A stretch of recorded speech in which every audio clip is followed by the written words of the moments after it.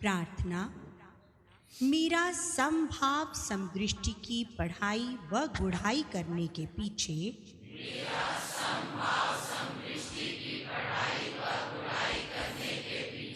मुख्य उद्देश्य है अपने यथार्थ में बने रहने हेतु आत्मज्ञान द्वारा मन वचन कर्म से आत्म भाव अनुसार हर प्राणी के प्रति परमात्म दृष्टि व वृत्ति अपनाकर अपने आत्म बल का भरपूर प्रयोग करते हुए अब तक धारण किए हुए सूक्ष्म से सूक्ष्म दोषों का निवारण कर श्रेष्ठ विद्वान गुणवान बलवान धनवान बुद्धिमान व ज्ञानवान बन सज्जन भाव का वर्ताव कर एक अच्छे इंसान की तरह जीवन जीने के योग्य बनना। मैं जानता हूँ कि यही युक्ति ही मेरे हृदय में शांति रूपा शक्ति द्वारा मुझे सदा हर विकृति व अमंगल से रक्षित रखने का अचूक हथियार है। इस हेतु मैं अपने इसी उद्देश्य सिद्धि के लिए सर्वव्यापक भगवान से बल बुद्धि व सुमति प्रदान करने की प्रार्थना करता हूँ।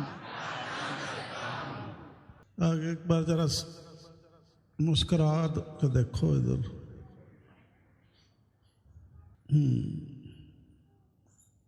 मुस्कुरा रहे हैं सारे।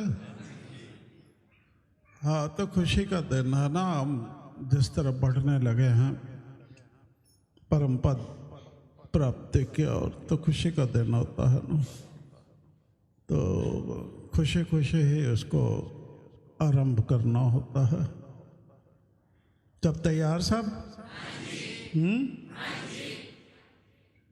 अब किसी को जगत तो नहीं पकड़ के बैठा हुआ अंदर से, हाँ?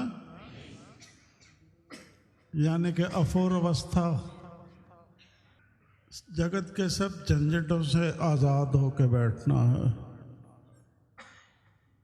समझ आई बात सबको? पकड़ा तो नहीं होगा किसी को, हाँ? अरे छूट पा रहे हो जगत से? हो, बड़े बहादुर हो, शाबाश, जोर से ताली बजाओ।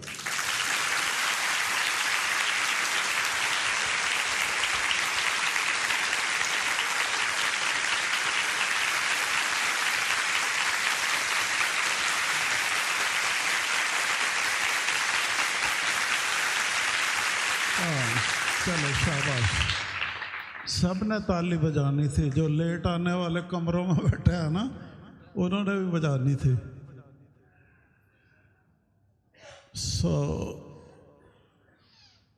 समय का आदर करना सीखना है ना सबने, नहीं तो समय हाथ से निकल जाता है तो हम पीछे ही रह जाते हैं। निकल जाता है ना हाथ से, तो समय का आदर, कद्र करो समय की।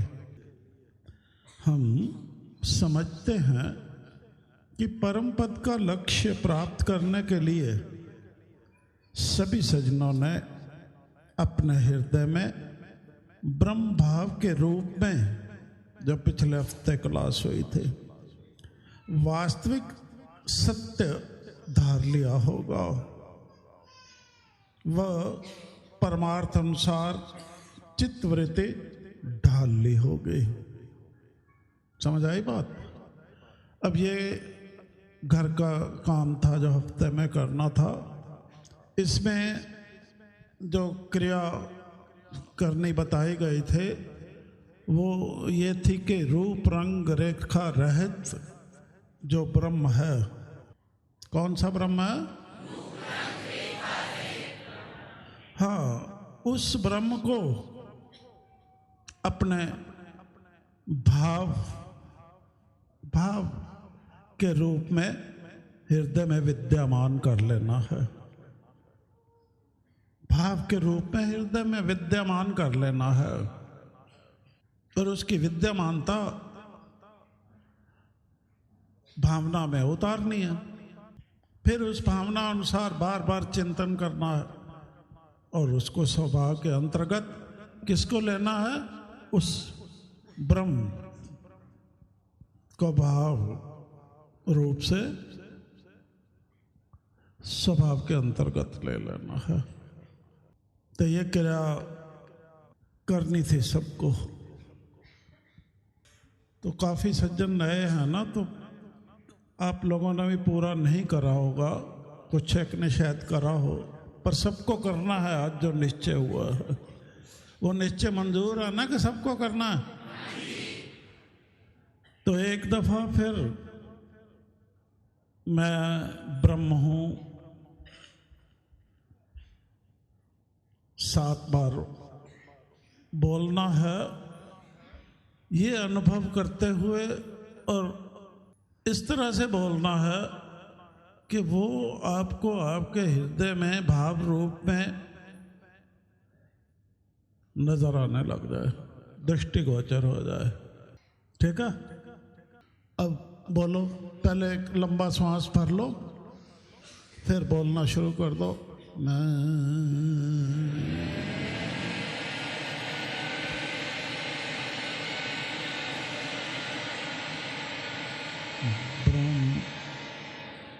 ब्रह्म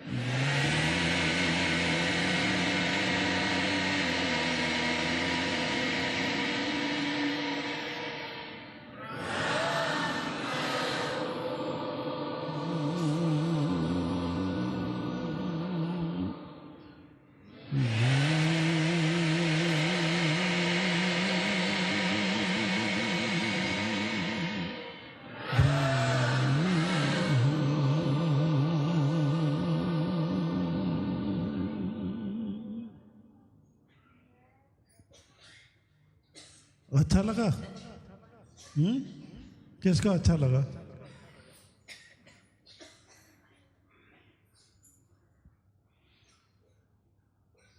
कहते हैं कोई भी क्रिया करो समझ कर करने आते हैं, भाई हम कर क्या रहे हैं। अब ये जो क्रिया करी हमें अच्छी लगी, क्या ये अच्छी ही लगी या मन को भाई है? तो ये मन भावन हुई ना, मन को भाई, तो ये मन भावन है? अब जो मन भावन होता है उसको तो फिर हमेशा दिल लोचता है ना, उसको संग रहने के लिए दिल लोचता है ना। तब इस मन भावन के प्रति हमारा दिल इस तरह लोचना चाहिए, इस तरह लोचना चाहिए कि जब तक हमारी भावना पूरी नहीं हो जाती, मतलब स्वभाव के अंतर्गत नहीं आ जाता, वही गुण जो ब्रह्म का गुण है वही हमारा गुण नहीं बन जाता व्यवहारिक रूप में, तब तक मुझे लोच बनी रहनी चाहिए और मजबूत होनी चाहिए। समझ आई बात? अब इस क्रिया द्वारा हमने क्या करा, ये हम कर रहे थे तब समझ आया। हमने करा मैं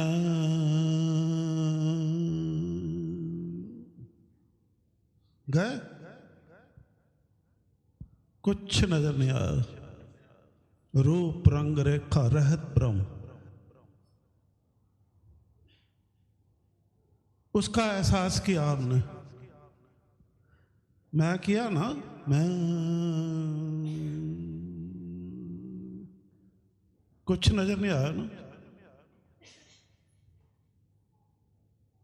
तो रूप रंग रेखा रहित ब्रह्म का एहसास हमें हुआ उस वक्त। फिर हमने कहा मैं, एहसास हुआ, फिर हमने कोशिश की, कहा अब मैं क्या हूं? ब्रह्म कहा ना। अब ब्रह्म जब कहा तो जो एहसास था वो विराट जगत विराट रूप में प्रकट हो गया, वो विराट रूप में प्रकट हो गया जगत के रूप में। जो वो ब्रह्म रूप रंग रेखा रहत था वो प्रकट हो गया। अब इतना विराट, विराट में हमने उस ब्रह्म को देखा, समझा, जो भी है। अब उसको हमने सूक्ष्मता उतारना होता है। अब उतरेगा भाव बनने के लिए, वहां तो आरंभ क्रिया हुई, अब उसका अंत नतीजा भाव बनना है ना, भाव में उतर जाएगा ब्रह्म। फिर हमने उस भाव को, विराट को दर्शन करते हुए उस रूप रंग रेखा का रूप आ गया, हम देखने योग्य बन गए कि है भाई ये सत्य है। वो सत्य हमारे सामने प्रकट हो गया, विराट में हो गया ना प्रकट। फिर हमने क्या करा, उसको स्वीकारा कि हूं कह के स्वीकारा। जब हूं कहकर तब स्वीकारता आदमी जब कोई चीज प्राप्त हो जाती है। अब वो जो विराट दर्शन था ब्रह्म का, अब रूप रंग रेखा रहता है, उसको तो हम नहीं धार सकते ना, क्या धार सकते हैं? अब उस विराट में उसके दर्शन को हमने धार लिया। अब जो विराट में है वो हमारे अंदर भी, आप धारने के बाद हमें पता लगेगा अरे ये तो विद्यमान था हमारे अंदर पहले से ही, हमें इस क्रिया की जरूरत ही नहीं थी, ये तो हम अज्ञान में थे इसलिए करनी पड़ी। जब हमने उस विराट को धारा तो विराट तो हृदय में घुसने से रहा कि घुस जाएगा पूरा, सब पेड़ पर पहाड़ सब घुस जाएंगे। वो सूक्ष्म रूप उसका, उसको सूक्ष्म उस ब्रह्म को, विराट ब्रह्म को सूक्ष्म हमने अपने सूक्ष्म शरीर में धार लिया। सूक्ष्म शरीर में, स्थूल में नहीं धार सकते। ये तो इस्तेमाल करने का है। तो वो सूक्ष्म ब्रह्म का हम अब इस्तेमाल कर रहे हैं जीवन में। तो जब हम वो इस्तेमाल करते हैं तो हम जीवित होते हैं, हम चैतन्य होते हैं। हम कभी अचेतन अवस्था को प्राप्त नहीं होते और ना ही हो सकते हैं किसी भी हालत से। समझ आई बात? बात समझ आई सबको? कि इसमें कुछ पूछना, कहीं अस्पष्टता हो तो पूछ सकते हो। समझ आई है? तो अब आप इसी तरह से करके करो 7 बार। ब्रह्म में आभास करना है, फिर आभास को प्रकट रूप देखो अपने का, जगत। ये सारा आगे हम खोल के समझाएंगे, ये सारी चीज। आप इसको पकड़ते जाओ तो आगे आसान हो जाएगा, ये कार्य सिद्ध हो जाएगा। ये सब जगत वगत सब, कोई माया से डरने की जरूरत नहीं है। अरे माया स्त्री आप दी तो क्या डरना है उससे? स्वामी होकर चलना है हमने। करो 7 बारी।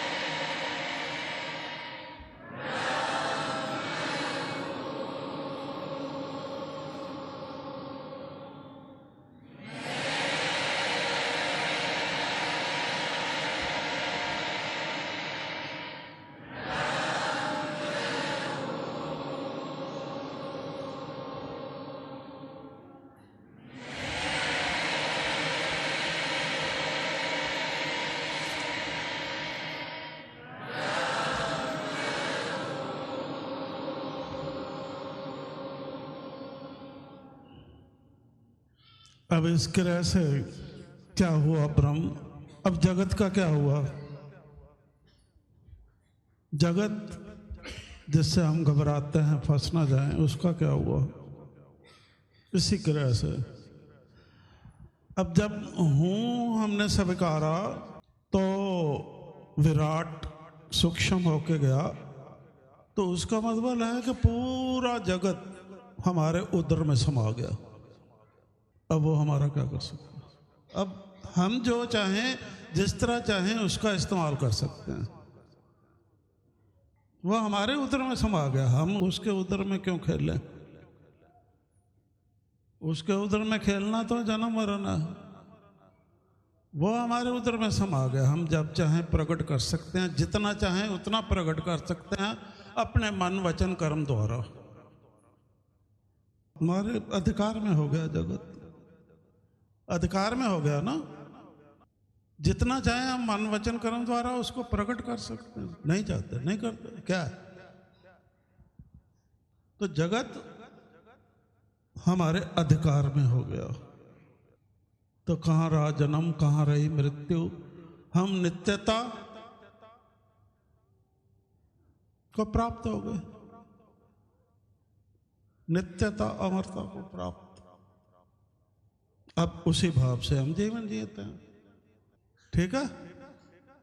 तो ये सबसे ताकतवर, समझ आई बात? कर पाओगे? हाँ? क्या सोचते रहोगे? मूर्ख मत बनना, अब मूर्खता त्याग देना, अपने आप चल पड़ो। क्यों धक्के मारने पड़ रहे हैं हमें बार बार? थोड़ा सा तो होता है ना तकलीफ, हमें भी होती है, आपको भी होती है, वो फिर अच्छा नहीं लगता। हम समझते हैं कि परम पद का लक्ष्य प्राप्त करने के लिए सभी सज्जनों ने अपने हृदय में ब्रह्म भाव के रूप में वास्तविक सत्य धार लिया होगा, वह परमार्थ अनुसार चित्तवृत्ति ढाल ली होगी। अब यह चित्तवृत्ति ढल जाती है। याद रखो, ऐसा होने पर ही सर्व एक आत्मा का दर्शन हो सकता है। जब मैं के बाद ब्रह्म को विराट देखा तो सर्व एक आत्मा सूक्ष्म गई अंदर, तो वो सूक्ष्म ब्रह्म हो गया ना। इस प्रकार मन से नकारात्मक द्वेष, छल, कपट आदि जैसे क्रूर भाव, ये क्रूर भाव हैं, द्वेष, छल, कपट जो है ना आदि जैसे क्रूर भाव समाप्त हो सकते हैं और उनके कुप्रभावों से बचे रहे हम सज्जन भाव के व्यवहार में बने रह सकते हैं। बात समझ आई है? ये जीवन उपयोगी बात है या नहीं है? बने रह सकते हैं और हम बन सकते हैं। अगर आप यत्नशील रहे तो बन जाओगे। अब जानो कि यही अवस्था एक निगाह, एक दृष्टि होने का प्रतीक होती है। अब जिसको हम एक निगाह, एक दृष्टि समझ नहीं पाते, अब वो ये अवस्था होती है इंसान की। अब जानो कि यही अवस्था एक निगाह, एक दृष्टि होने का प्रतीक होती है, जिसके फलस्वरूप समदृष्टि जैसे महान व उत्तम गुण द्वारा मन में सज्जन भाव का उद्भव होता है और फिर इंसान अपने मन, वचन, कर्म को सहजता से वैसे ही साधे रख पाता है। वह एक अच्छे व नेक इंसान की मर्यादा में बने रहे, एक अच्छे व नेक इंसान की मर्यादा में बने रहे, सदा सर्वहित के लिए सोचता, बोलता व करता है। क्या करता है? मर्यादा में बने रहे, मानव धर्म की मर्यादा में बने रहे, सर्वहित के लिए सोचता, करता, बोलता, सब कुछ सोचता, बोलता व करता है। तो कितना अच्छा लगता है ना? ऐसे थोड़ा मानव चोले को उत्कृष्ट, सबसे महान कहा जाता है, इसीलिए कहा जाता है। तभी तो उस परम पद पर आसीन व्यक्ति की गणना, यह परम पद पर आसीन होने की बात है, की गणना अपनी हस्ती, जो बात हो रही थी वहां, हैसियत वहां हो रही थी ना बात, तभी तो उस परम पद पर आसीन व्यक्ति की गणना अपनी हस्ती, हैसियत व अधिकारों सहित कर्तव्यों को पहचानने वाले, वो अपनी हस्ती को भी पहचानता, अपनी हैसियत को भी पहचानता है कि हकीकत में मैं क्या हूं, और अपनी हैसियत, कैपेसिटी और कैपेबिलिटी दोनों कुछ पहचानता है, और अधिकारों सहित कर्तव्यों को, सिर्फ अधिकारों को नहीं, अधिकारों सहित, ये नहीं कि कर्तव्यों में उलझ गया, अधिकार भूल गया, अधिकार में उलझ गया तो मैं में चला गया, कर्तव्य भूल गया। अधिकारों सहित कर्तव्यों को पहचानने वाले अति बुद्धिमान इंसान की तरह होता है, अति बुद्धिमान होता है वो। अति बुद्धिमान यानी सूक्ष्म दृष्टि व्यक्तियों में उसकी गणना होती है। ये सूक्ष्म दृष्टि इंसान है जो बारीक से बारीक, छोटी से छोटी, कठिन से कठिन में से भी, परिस्थिति में से भी सत्य निकाल सकता है और सत्य को ही धारता है। ये सत्य को धारने के योग्य है, चाहे कितनी ही गंदगी क्यों ना आगे कर दो उसके आगे, पर वो सत्य को खोज लेता है। सूक्ष्म दृष्टि से इस तरह आर पार वो मार करती है दृष्टि। तभी तो उस पर अभी आपको लग रहा है ना, अभी आप इसको लेते जाओ, ये सब हम करने वाले हैं, घबराओ मत। ये सवाल कभी मत लो अपने मन में कैसे होगा, कभी भूल मत करना, क्योंकि ये सब आगे सरल होता जाएगा धीरे धीरे। तभी तो उस परम पद पर असीन व्यक्ति की गणना अपनी हस्ती, हैसियत व अधिकारों सहित कर्तव्यों को पहचानने वाले अति बुद्धिमान यानी सूक्ष्म दृष्टि व्यक्तियों में होती है। इस प्रकार वह आत्मविश्वासी उसी अवस्था में बने रहने हेतु यानी यथाशक्ति, उसी अवस्था में बने रहने हेतु यथाशक्ति अपने मन व जगत पर शासन करते हुए, अब शासन करने का वो बता दिया भाव, तो शासक बन गए। उस भाव का उद्भव होते ही ब्रह्म भाव के, तो शासन करते हुए सबको युक्ति संगत मानवीय गुणों में बनाए रखने का परोपकार हो रहा है। जो ये मानवीय गुणों में बनाए रखने का परोपकार क्रिया चल रही है, निष्काम भाव से करने का पराक्रम दिखा पाने में सक्षम होता है। याद रखो कि व्यक्ति का अस्तित्व में पैदा हो गया, निज व्यक्तित्व को धारे रखने हेतु आत्म बल रूपी शक्ति का प्रयोग करना होता है। कौन सी शक्ति का? शक्ति का, ताकि वह अपनी यथार्थ हस्ती का प्रतीक बना रहे। आत्म बल का प्रयोग, अब आत्म बल का प्रयोग कौन कर सकेगा? यथार्थ हस्ती का प्रतीक, ईश्वरीय शक्ति का प्रतीक। यथार्थ हस्ती तो वही हुई ना, ईश्वरीय हस्ती का प्रतीक। अब वो आत्मिक बल के प्रयोग द्वारा बन सकता है। और आत्मिक बल को वो कैसे धारण कर सकता है, इस्तेमाल करने के योग्य बन सकता है। अब आत्मिक बल का वर्धन कहां से होता है?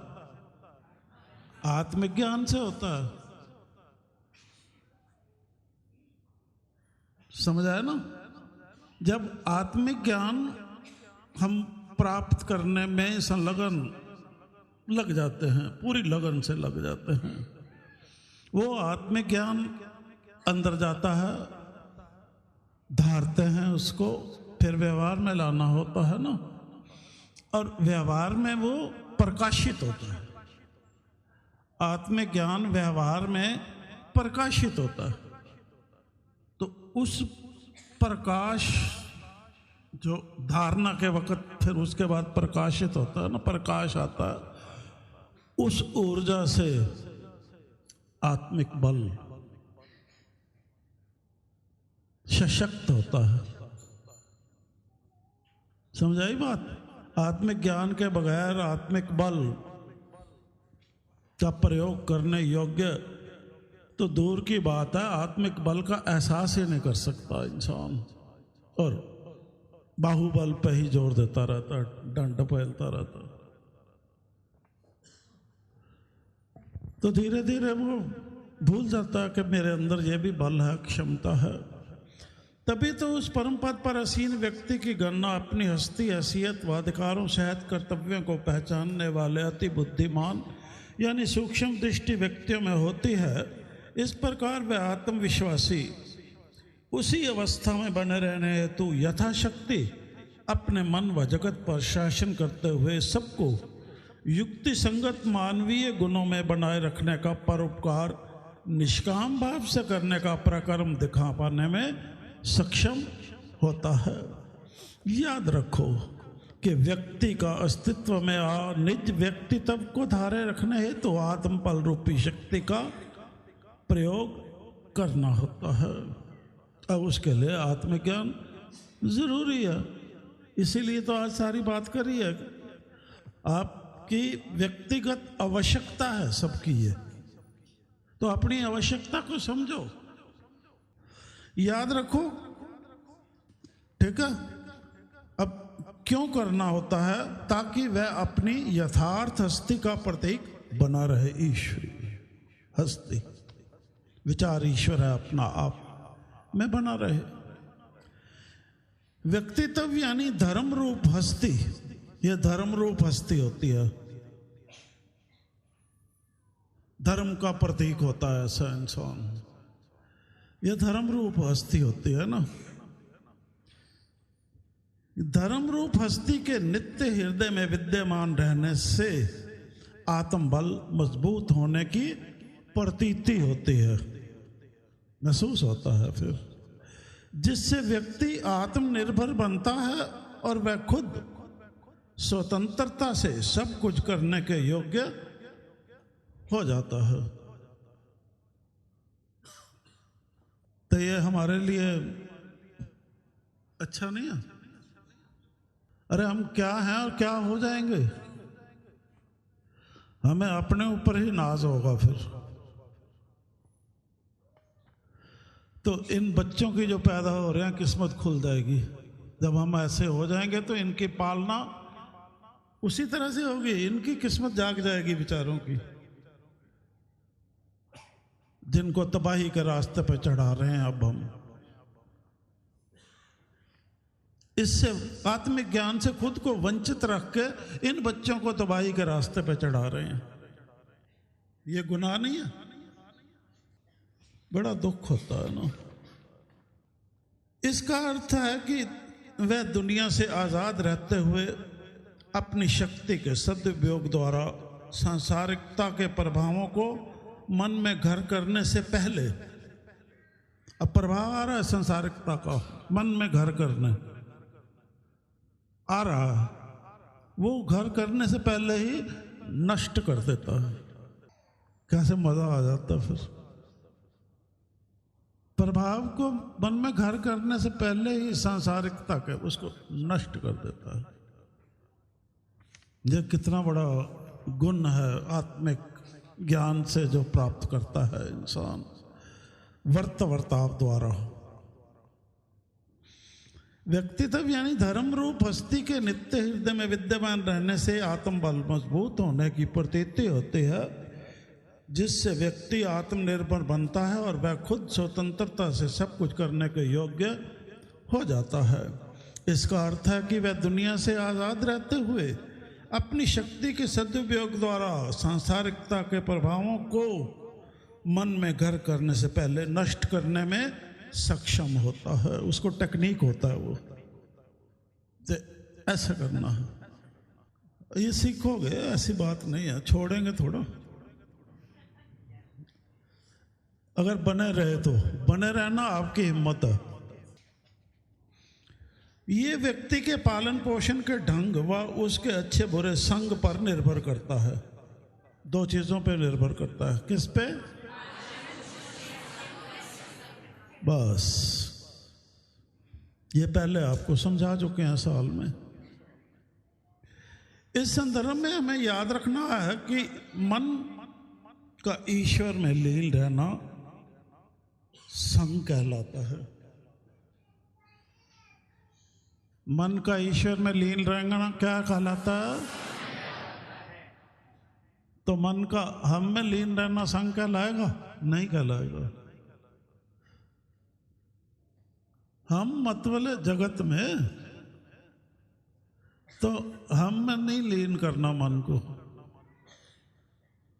भाई ऐसा हो जाए हम तो आपके बगैर रह ही नहीं सकते जी, वो होता है ना।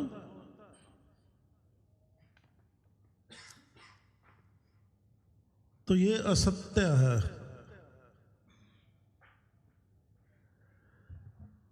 मन में ईश्वर में लीन रहना क्या कहलाता है?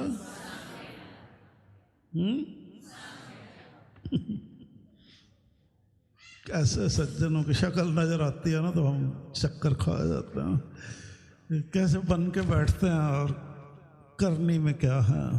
बहुत अफसोस होता है उन लोगों पे, आगे की किस्मत नजर आती है ना। हम कह देते हैं बात, जो अच्छा लगे बुरा लगे कोई बात नहीं। ये व्यक्ति के पालन पोषण के ढंग व उसके अच्छे बुरे संग पर निर्भर करता है, क्योंकि परिवारों को बचाने की बात है। ऐसा सज्जन तो परिवारों का विनाशक होता है, जो उनको सच्चाई धर्म के रास्ते पर ले जाने से ही कतराता है, वो विनाशक होता है। इस संदर्भ में हमें याद रखना है कि मन का ईश्वर में लीन रहना संग कहलाता है, वह जगत में फंसना कुसंग कहलाता है। अब जगत उधर में समा गया तो कैसे फंस सकता है? फिर तो एक ही रह गया ना,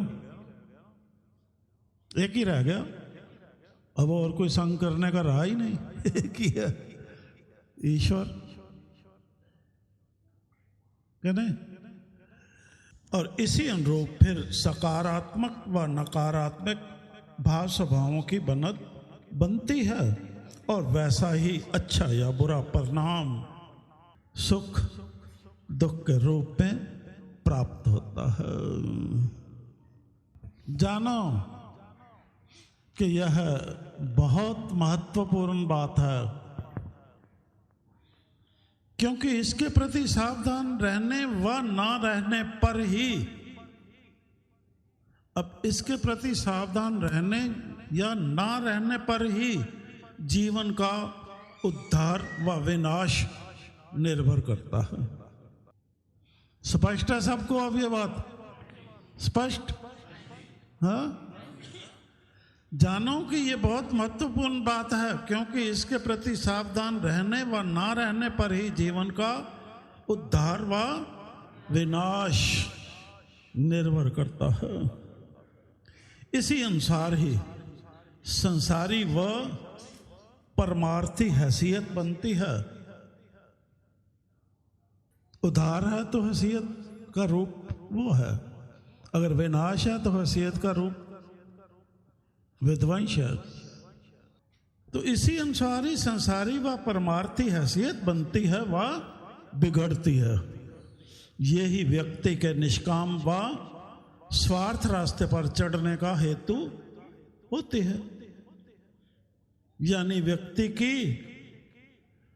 आर्थिक, सामाजिक व नैतिक दृष्टि से योग्यता सूचक स्थिति होती है। इसी से ही पता लगता है कि आर्थिक तौर पर, सामाजिक तौर पर व नैतिक दृष्टि से वो कितना योग्य है, उसकी सूचना मिलती है, या अयोग्य है। तो अगर तो वो संग बनाए रखता है ईश्वर का तो परिस्थिति और होती है, अगर वो जगत के संग उलझ जाता है तो परिस्थिति और होती है उसकी हैसियत की। आर्थिक दृष्टि से भी, सामाजिक दृष्टि से भी, अब हर पहलू जीवन का बताए जा रहे हैं आपको, और बड़ा गहराई से जो भी सतुस्तु के कुदरती ग्रंथ में है वो मिल रहा है आपको। वह नैतिक दृष्टि से भी योग्यता सूचक स्थिति होती है कि नैतिक दृष्टि से ये कितना सामर्थ्य है अपने धर्म पर बने रहने में। आ रही समझ? ये पढ़ाया था पीएचडी में? नहीं ना, डिग्री तो मिली। डिग्री हम भी देंगे आपको, कागज वाली नहीं, कागज वाली नहीं देंगे। तो तब तक आप छोड़ना मत, हाथ में लाया तो। वही बात सत्य हो जाएगी कि हम युग युग में हम आते रहे हैं, हाथ पकड़कर चलते रहे हैं, वही बात सत्य हो जाएगी।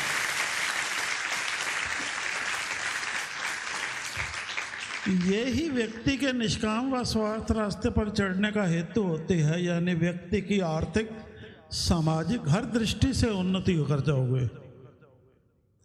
और अगर बच्चों को ये अभी देते हो तो वो हर दृष्टि से उन्नति करने वाले हैं। अब ये मत समझो कि आर्थिक तौर पे वो पिछड़ जाएंगे अगर आत्मज्ञान में लग गए, तो वो औरों से समृद्ध होंगे। ठीक है, ये आपको इंसेंटिव की तरह बता रहे हैं।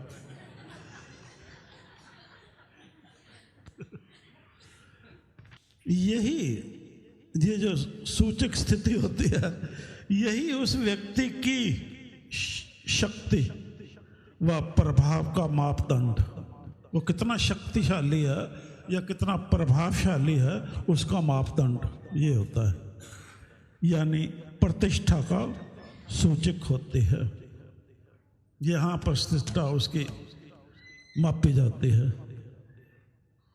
अरे हमें तो इसका और भी बड़ा मज़ा आता है, जब तैयारी होती है तो तब और मज़ा आता है। ये और तरह का है बात, वो और तरह का आनंद होता है जब प्राप्त हो रहा होता है। ये तो आगे करने की बात है ना, उसको तो हम बयान नहीं कर सकते ना, क्योंकि हमारे पास तो है नहीं कुछ भी, तो खाली ही रहेगा। ठीक है, अतः अपनी यथार्थ हस्ती को पहचान, इंसानियत और रूप ढलने में हम सफल हों, इस हेतु सत्वस्तु के कुदरती ग्रंथ के अनुसार हमें ध्यान को प्रकाशवल रख संकल्प कुसंगी से बचे रहने की क्रिया क्या करना है? ध्यान को प्रकाशवल रख संकल्प कुसंगी से बचे रहने की क्रिया सावधानी व अक्लमंदी से करनी होगी। अब अनुसार ध्यान को प्रकाशवल रख क्या करना है? संकल्प कुसंगी से बचे रहने की। अब वो क्रिया है ख्याल को ध्यानवल, ध्यान को प्रकाशवल रखना। अब ये है ध्यान को प्रकाशवल रख संकल्प कुसंगी से बचना। अब जो ऐसा कर पाता वो कैसा इंसान होता है, ये हम आज के सबक के आखिर में बता देंगे आपको, वो कैसा इंसान होता है, तो आपको इस क्रिया की समझ आ जाएगी। ठीक है, तो तब तक याद रखना, ध्यान को प्रकाशवल रख संकल्प कुसंगी से बचना है, सावधानी व अक्लमंदी से करनी होगी।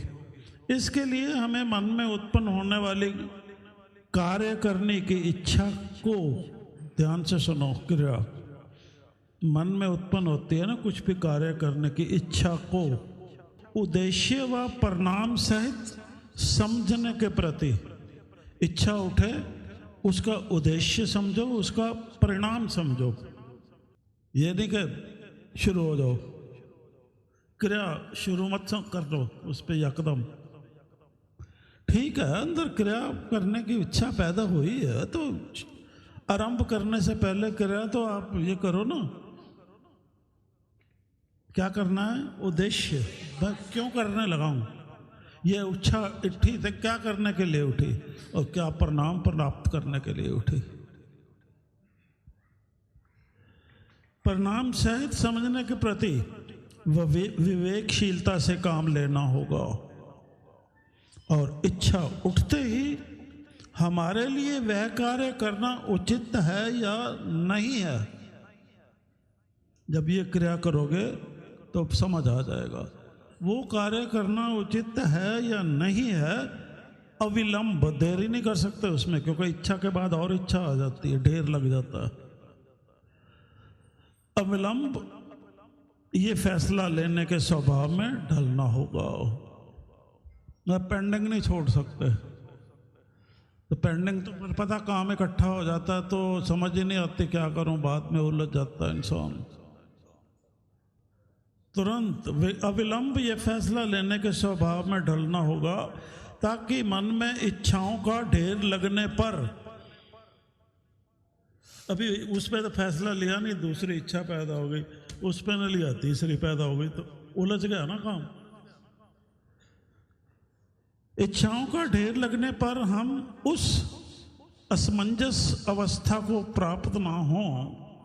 असमंजस में अवस्था हो जाती है ना, जिसमें कुछ समझ नहीं आता, जिससे हमारा बल और बुद्धि दोनों ही सत्य असत्य की परख कर उसे व्यवहार में लाने में कमजोर पड़ जाएं। अब हम क्रिया ठीक से कर ही ना सकें, व्यवहार, हम तो असमंजस में पड़ गए, फैसला ही नहीं ले सके वे क्या करना है, उद्देश्य क्या है, परिणाम क्या है। सोचते रह गए, इतने में दूसरा काम आ गया, इतने में तीसरा काम आ गया, अब पहले कौन सा करें फिर कौन सा करें। तो उस अवस्था में सत्य असत्य की परख कर उसे व्यवहार में लाने में कमजोर पड़ जाता है इंसान। तो सत्य को व्यवहार में नहीं ला सकता हूं। और इस प्रकार विचार पकड़ से छूट जाता है विचार, इंसान अविचारी कहलाता है। जो इसके विपरीत चलता है वो अविचार इंसान होता है। यह सावधानी इसलिए आवश्यक है ताकि उन संचित इच्छाओं पर, संचित इकट्ठी हुई, जैसे संचित कर्म होते हैं ना, और अगले जन्म में जाते हैं, साथ जाते हैं ना, तो ये संचित इच्छाएं अब आगे का काम कर रहे हो, ये भी साथ चल रही हैं आपके, क्योंकि उन पे कोई हुआ ही नहीं, काम ही नहीं हुआ उन पे। संचित इच्छाओं पर क्रिया ना होने के कारण कहीं हमारा, जब क्रिया नहीं होती संचित इच्छाओं पर, ढेर बोझ मस्तिष्क बोझल व तनाव युक्त ना हो जाए। हो जाएगा ना तनाव युक्त, बोझल, बोझ से दबकर तनाव युक्त हो जाएगा, होएगा, हो जाता है ना। बताओ, तो कितना बड़ा सवाल हल हो जाएगा। ये सवाल कितना बड़ा हल हो जाएगा सिर्फ क्या है, हफ्ते में आके 1 घंटा क्लास अटेंड करने से। तो हम तो कहते हैं आखिरी श्वास भी ले रहा हो आदमी, तब भी उसको निवेश करनी चाहिए, ताकि ये सुनते सुनते ही जाए।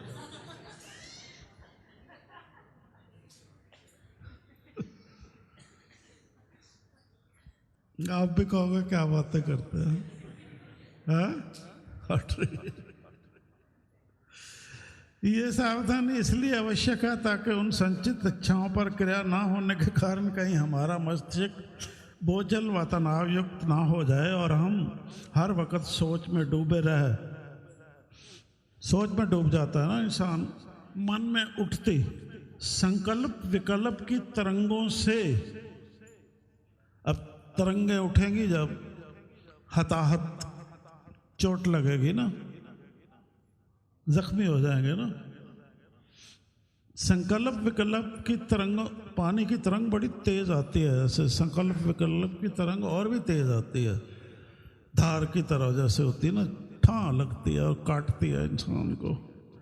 हताहत हो ब्रह्म भाव में सुदृढ़ता से बने रहने से में अयोग्य हो जाएं, तो इतने कमजोर हो जाएं कि हम ब्रह्म भाव पर स्थिर टिका ही न रह पाए। ये होगा? होगा? नहीं होने दोगे? हाँ गुड्डू, पक्का?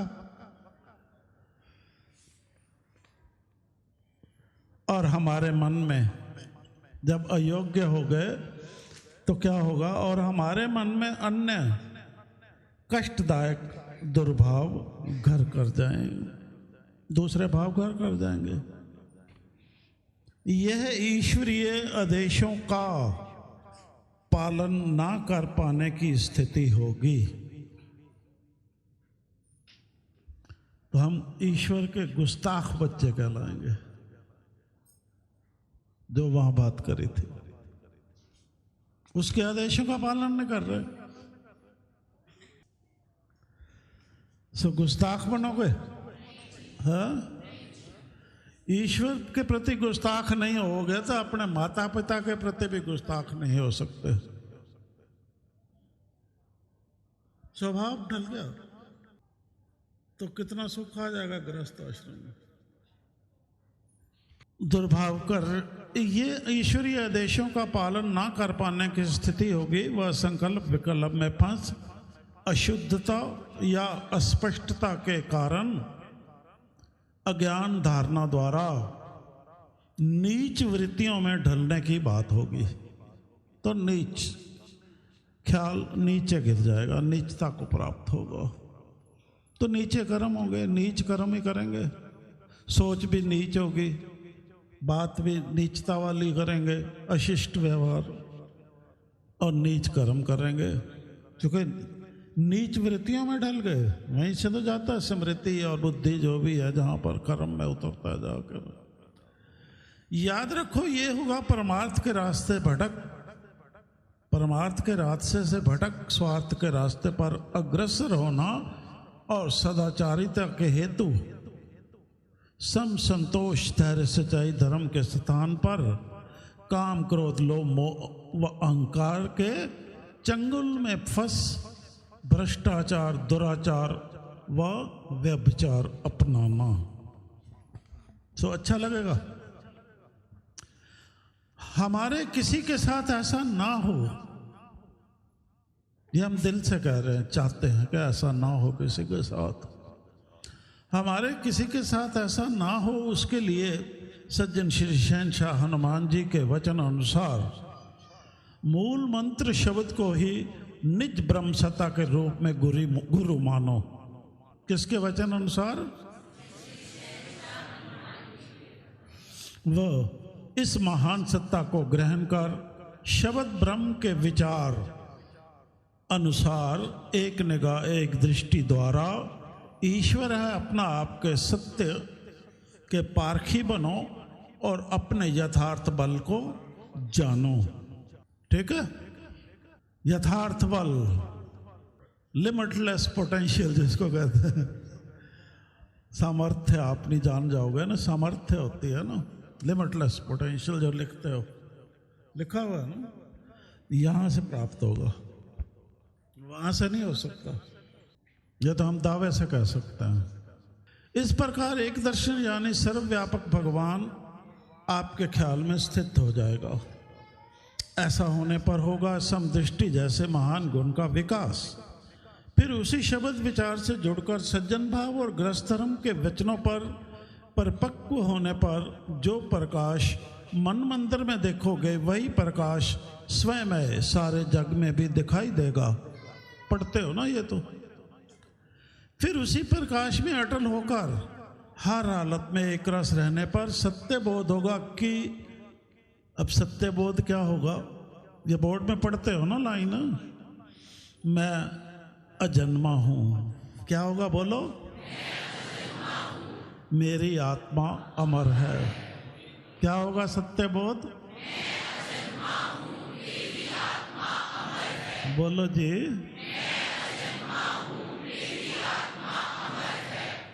मैं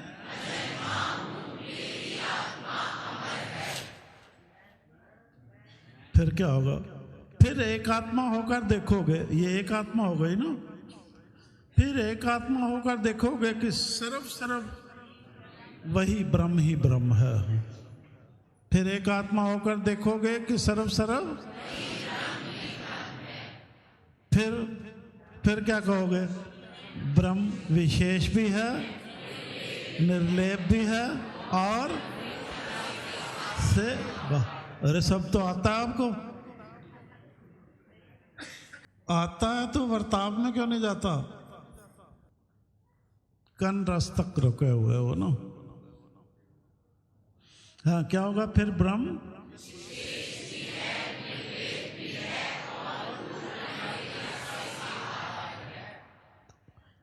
हाँ बाहर। अब बोर्ड समझ आ रहा? क्या संदेश है उसमें? कि सत्य को जान ब्रह्म ज्ञानी हो जाओगे और इस प्रकार ब्रह्म पदवी पाकर जगत के सब कार्य करते हुए अकर्ता बने रहोगे व कर्म गति में नहीं उलझोगे। समझ आ गई? ऐसा होने पर कह उठोगे कि फिर बोर्ड में लिखा हुआ है जो कहोगे, आहा मेरी ब्रह्मसत्ता, हनुमान जी दे वचन करो परवान। यहां आपको एहसास होगा कि मुझे परवान करने चाहिए। अब एहसास करके कहो, आहा मेरी ब्रह्मसत्ता, अपना आप लवो पहचान।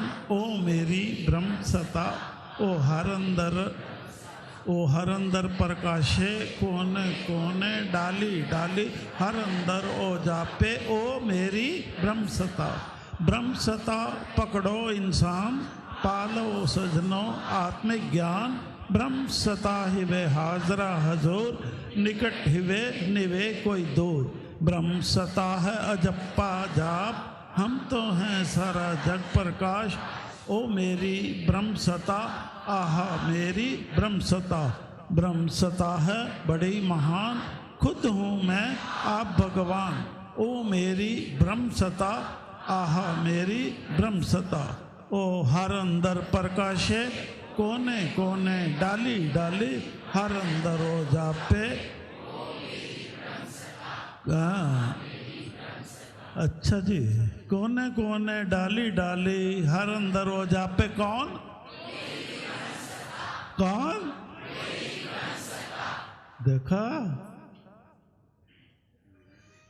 अपनी मानता समझ आई है? ये है हस्ती हमारी, ये है हमारी हस्ती जो कोने कोने डाली डाली प्रकाशित है। इस अवस्था को प्राप्त हो व्यक्ति कह उठता है मैं ब्रह्म हूं। अब अपनी सामर्थ्य बता रहा है। इसलिए मैं निर्वाण की और उन्मुख परम धाम में जगमगा रहे सूरजों के सूरज के प्रकाश की शक्ति से सरगुण व निर्गुण के खेल के सत्य का पारखी होते हुए मनुष्य रूप में सरगुण व निर्गुण का खेल एक रास्ता से खेलने में खुद को सक्षम समझता हूं। ये है बात, ये सक्षमता धारनी है सबने, है ना परम पद। इससे ऊंचा पद तो कोई नहीं हो सकता जहां ये सक्षमता प्राप्त होती है, जिसमें ना तो भीड़ खलती है ना एकांत खलता है, बराबर। इस अवस्था को प्राप्त व्यक्ति कहता है मैं ब्रह्म हूं। ये सब लिखने के बाद फिर वो यकदम ये हुआ। इसलिए मैं निर्वाण की और उन्मुख परम धाम में जगमगा रहे सूरजों के सूरज के प्रकाश की शक्ति से सरगुण व निर्गुण के खेल के सत्य का पारखी होते हुए मनुष्य रूप में सरगुण व निर्गुण का खेल एक रास्ता से खेलने में खुद को सक्षम समझता हूं, वह पाता हूं। ये ही तीनों तापों के टेम्परेचर से छुटकारा पा मेरे मन की संकल्प रहित शांत व विश्राम अवस्था का रहस्य है। समझ आ गई बात? रहस्य बता दिया आपको। आप कहोगे डांटते तो रहते ही हैं और कहते ही हैं, ये हकीकत है। अब डांट तो वो जो प्यार है, मित्रता है, साथ चलाने के लिए वो होती है, ताकि इनकी भी यही हकीकत समझ आ जाए।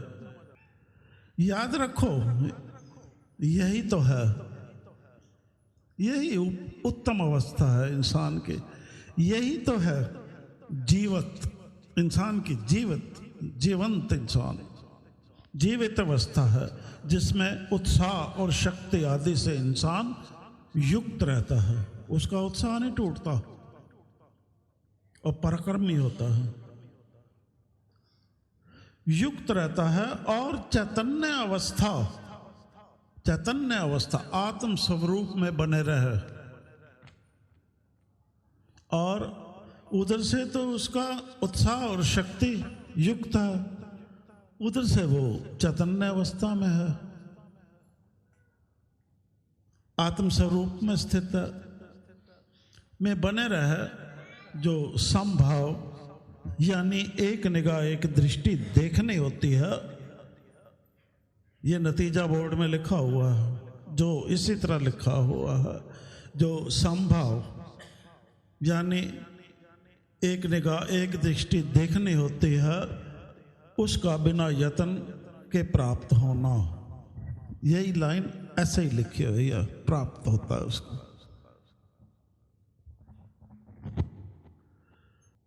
और जन्म की बाजी को जीत, ये भी लिखा हुआ उसमें। और जन्म की बाजी को जीत लेना और तीनों लोकों का राज्य प्राप्त कर लेना, हो गया राजा। तभी तो कहते हैं सच्चे पातशाह जी, हम हैं राजाओं के राजे, राजा दे राजे नियो शहंशाह दे शाह, राजा दे वो सृष्टि विच आए ने और राजा दे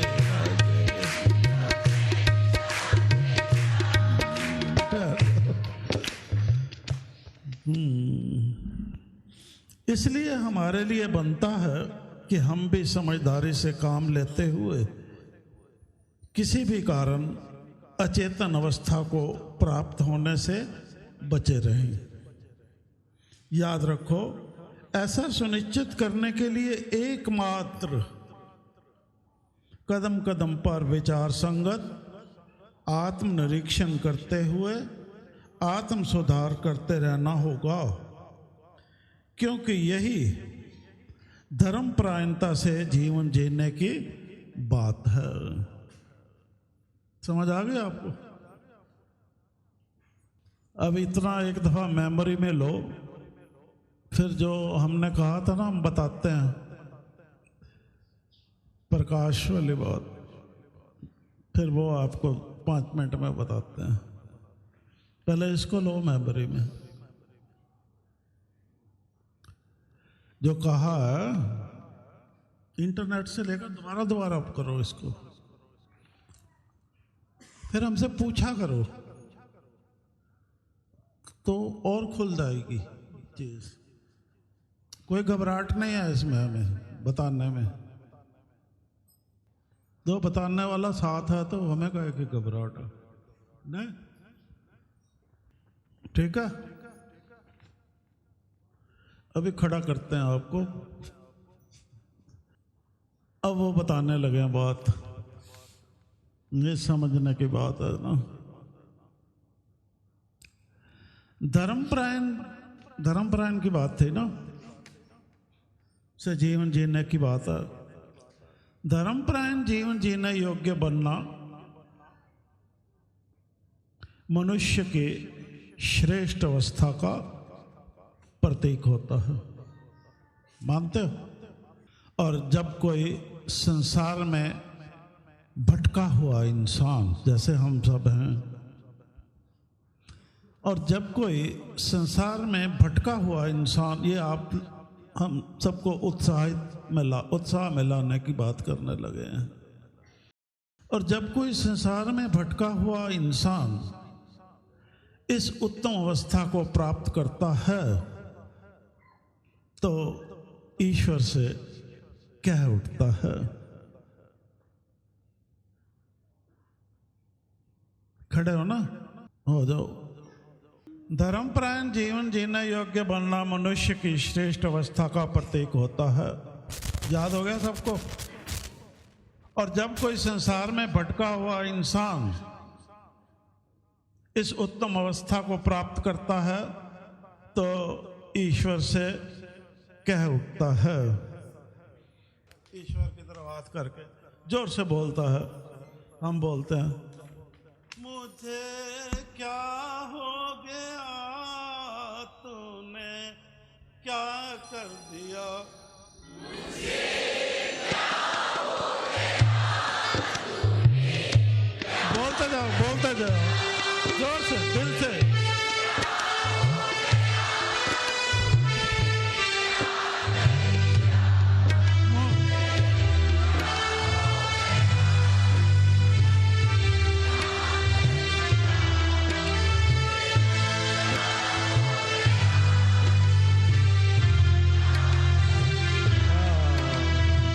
ठीक है, क्या बोलता है?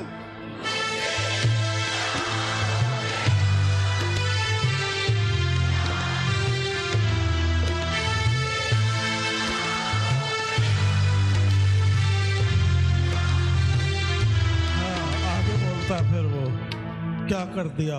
अब उसको समझ तो आ ही जाती है ना क्या कर दिया। फिर बोलता है, मैं तो तुम में खो गया, मैं तो तुम में खो गया, तुम ही मैं तो तुम। जैसे खोया हुआ व्यक्ति, खो जाओ। तो मैं तो तुम में खो गया,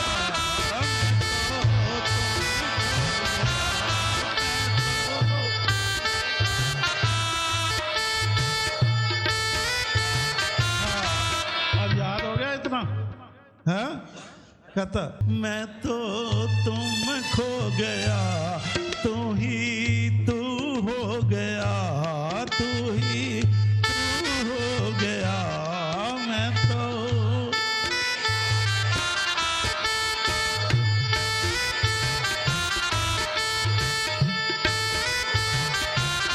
तू ही तू।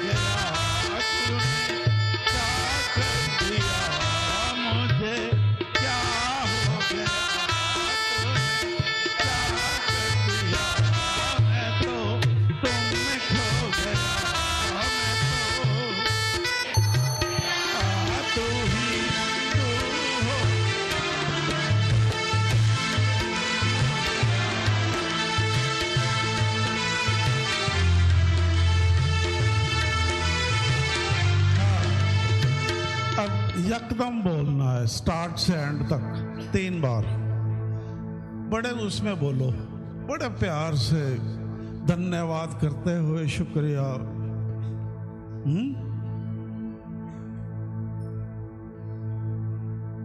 हमें नजर आ जाए चेहरों से सबके।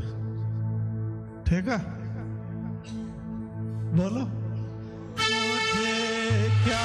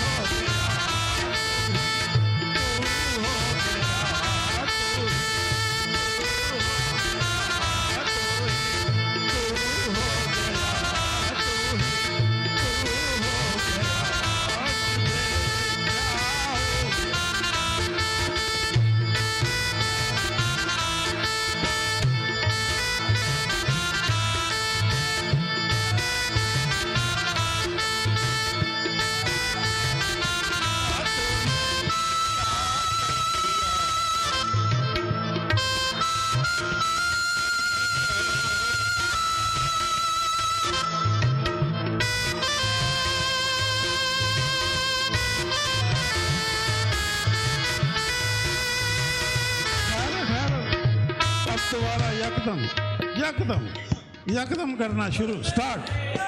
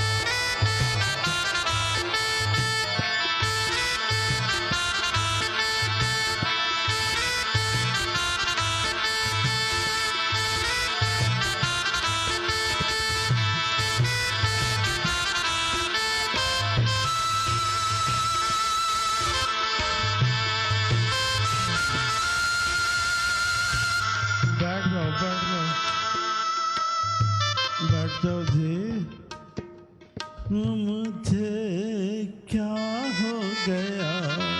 बैठ जाओ, हम बोल रहे हैं ना, सुनो।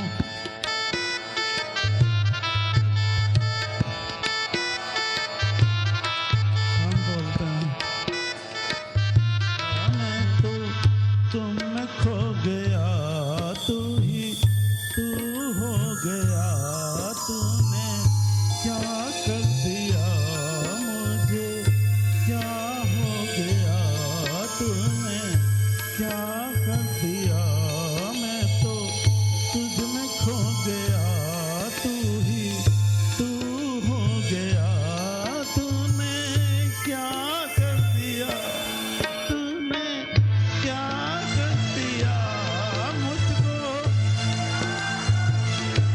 तूने क्या कर दिया, क्या हो गया। तो तुझ में खो गया, मैं तो तुझ में खो गया। तू ही तू हो गया, तू ही तू हो गया। तूने क्या कर दिया, तूने।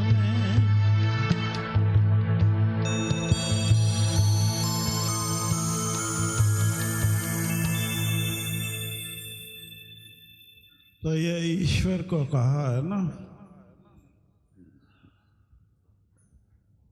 कितना आनंद प्राप्त हुआ होगा सबको ऐसे ईश्वर से बात करते हुए।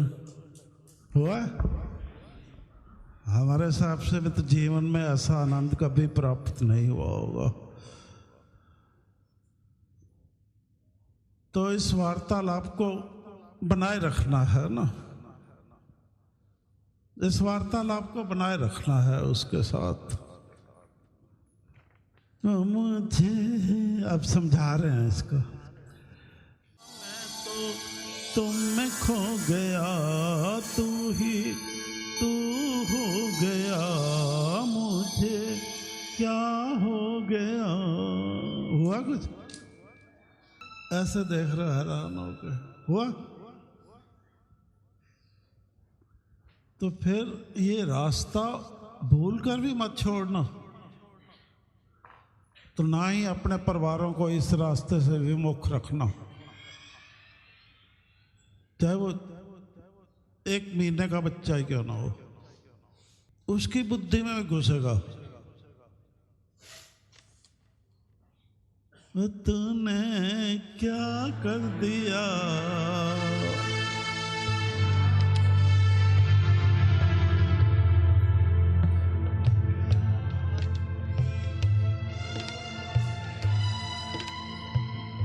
जब इंसान धर्मपरायण जीवन जीने योग्य बन जाता है और इस उत्तम अवस्था को प्राप्त कर लेता है, तो यथार्थ में यह शांति व आनंद का अनुभव करते हुए,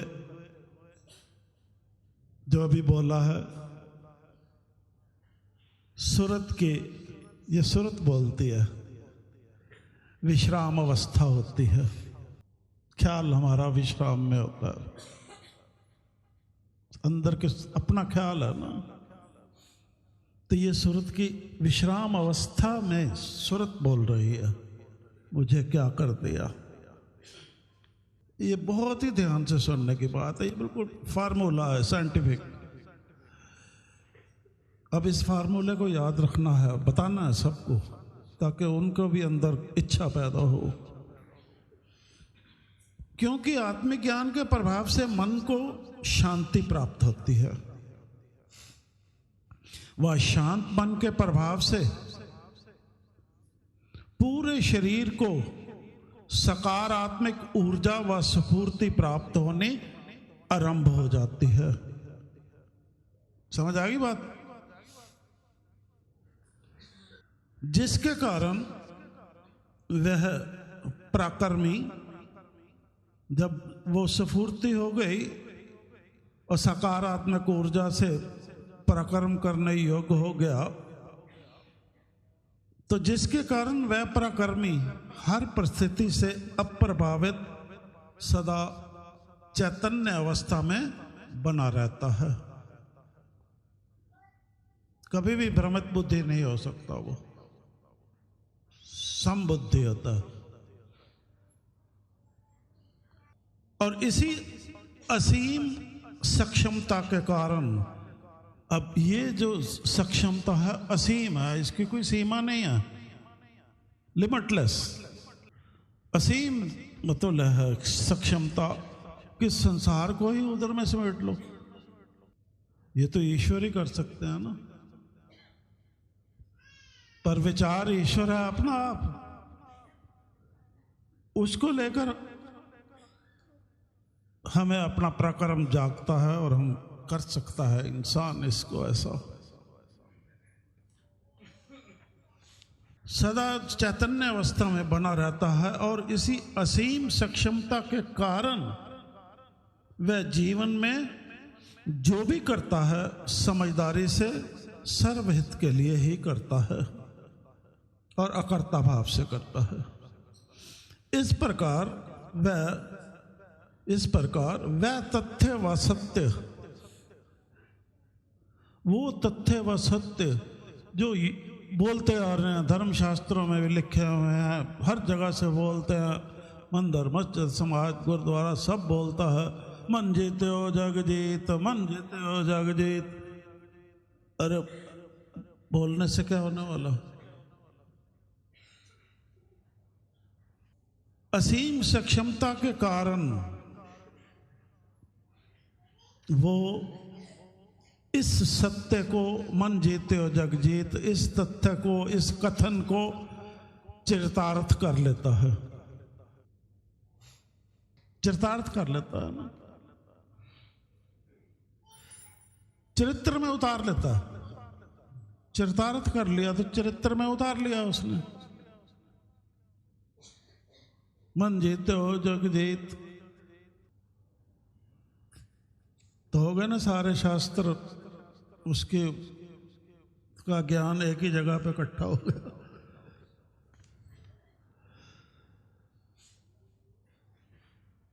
ये ही होता है जब ऐसा होता है, यही होता है इंसान का असली जीवित जागृत। अब सारे जा से ही हैं। इंसान की जो अवस्था होती है जीवित, क्या होती है? जागृत, वो जगजीत, ज्योति स्वरूप उसका होता है। जीवित भी होता है, जागृत भी होता है और जग को जीतने वाला भी होता है। कौन? ज्योति स्वरूप। ये आज ही आके आए थे तो उसके बाद गए थे ना, तो का इस प्रकार वह तथ्य व सत्य को मन जो जीते हो जगजीत को चरितार्थ कर लेता है और सत्य व धर्म का प्रतीक युग पुरुष के नाम से जाना जाता है। ऐसा अनुभव करते ही वह फिर बड़े मधुर व आनंददायक स्वर में कह उठता है। पहले तो ऐसा कहा था ना, अब बैठे बैठे करना। क्या बोलता है बताएं? मैं तो घर पहुंच गया जी, मैं तो घर पहुंच गया जी, तोड़ के सारे बंधन, मैं तो घर पहुंच गया जी, तोड़ के सारे बंधन, मैं तो घर पहुंच गया जी। क्या बोलता?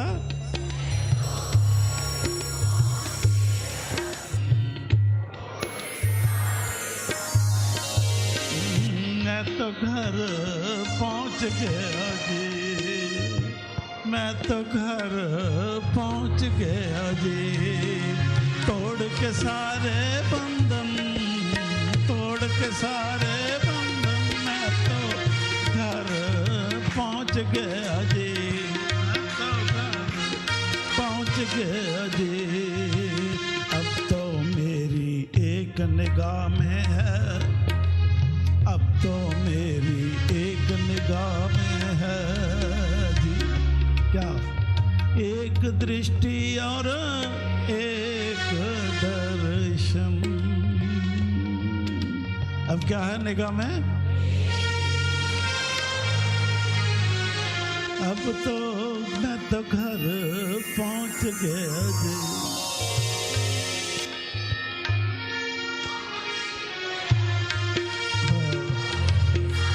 बंधन अब तो मेरी निगाह में है जी। अब तो मेरी निगाह में है जी। एक दृष्टि एक दर्शन अब तो मेरी निगाह में है जी। एक दृष्टि एक दर्शन आहा आहा आहा आहा जोर से आहा आहा आहा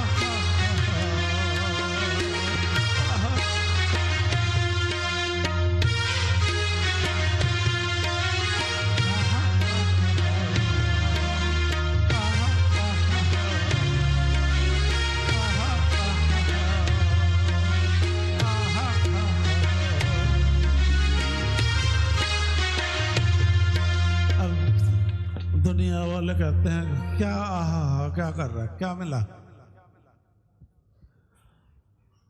अब कुछ गणना योग हो जो मिला है तब है ना। तो फिर लास्ट में वो कहता है मुझे सब मिल गया, मुझे सब मिल गया, मुझे सब मिल गया, मुझे सब मिल गया। अब तो मैं हूँ जी अमीरों का अमीर। अब तो मैं हूँ जी अमीरों का अमीर। अमर है मेरी आत्मा, अमीरों का अमीर है ना, तो काम हो गया। यह होती है मनुष्य की आत्मतुष्ट अवस्था। ये होता है बेस। ये बेस बनाना, आधार जीवन जीने का, सत्यनिष्ठा और धर्मपरायणता से जीवन जीने का आधार ये बनाना है। समझ आई सबको? अब चलते हैं, फिर आपको हम वहाँ पर वो तरीका भी थोड़ा समझा देंगे ना कि आगे कोई कमज़ोर ना पड़े और पार्टी भी होएगी। ठीक है, चलो।